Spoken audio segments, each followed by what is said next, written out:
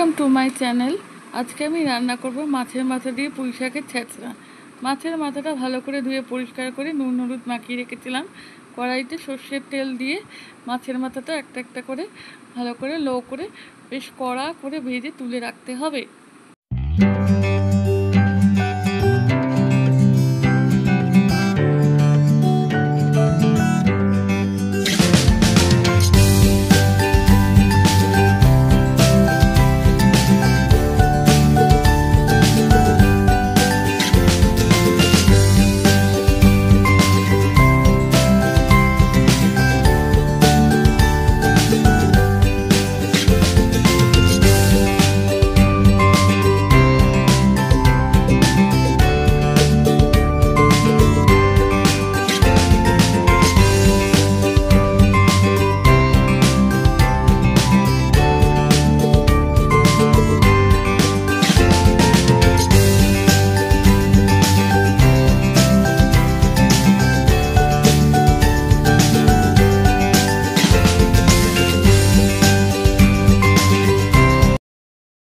কড়াইতে সর্ষের তেল দিয়ে তার মধ্যে 5 ফোঁড়ন শুকনো লঙ্কা তেজপাতা দিয়ে দিতে হবে।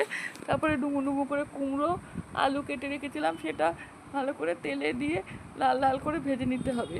তার উপরে পুঁই শাকগুলো কেটে রেখেছিলাম পুঁই শাকগুলো দিয়ে দিতে হবে।